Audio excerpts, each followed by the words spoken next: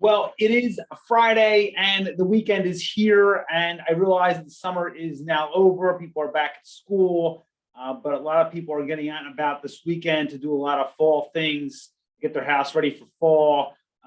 Back in my own house, I know that we closed the pool this weekend, every weekend in the summer.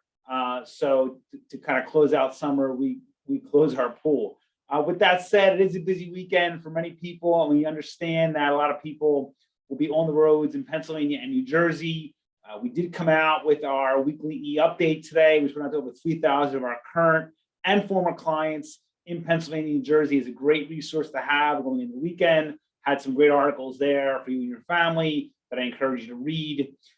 As always, we want to talk about probable cause and traffic stops on the weekend, and also DUI and DWI. On the weekends, we receive the majority of our calls because people are not at work and they are traveling, and things happen when you travel sometimes. And the majority of our criminal cases do come in as a result of traffic stops. They begin as simple traffic stops, and then something is found, whether it be a simple alleged contraband, illegal drugs or narcotics, an illegal firearm, or possibly a DUI in Pennsylvania or DWI in New Jersey. So if you are stopped for suspicion of DUI or DWI in New Jersey or Pennsylvania, remember, you do not want to refuse the breathalyzer test or the blood test. It will not improve your case, whether it be in Pennsylvania or New Jersey. It would only complicate your case because both states can administratively suspend your license regardless of what happens with regards to your criminal case. So keep that in the back of your mind. Don't refuse. If the officer wants to search your car, do not give permission to search your car or your person. Remember, the officer needs probable cause to search the car and probable cause to stop the car. But if the officer wants to search the car, do not get in his or her way. Simply do not give consent. Make that clear to the officer, but do so in a respectful fashion. There is no need to get into some shouting match with the officer.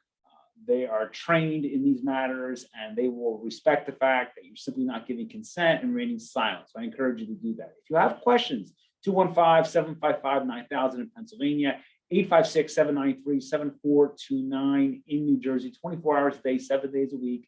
Website, gambonelaw.com. As always, a tremendous resource for you and your family. All of my books, my blogs, my videos, everything that I've ever written as a lawyer is available there in one convenient format. Remember, if you are traveling in New Jersey, New Jersey has very, very strict gun laws. Most people do not have permits to carry in New Jersey. Your Pennsylvania gun does not belong in the Garden State.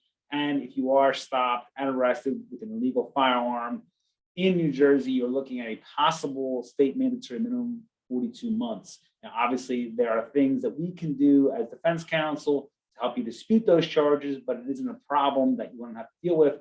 And it will literally cost you thousands of dollars in legal fees. So just to avoid that, don't take your Pennsylvania gun or any gun that doesn't belong in New Jersey into New Jersey. Remember, even if you are a New Jersey resident, if you have a gun, it doesn't mean that you have a license to carry. You can possess it in your home or place of business, but not in your vehicle unless you have a permit and have gone through that extensive process.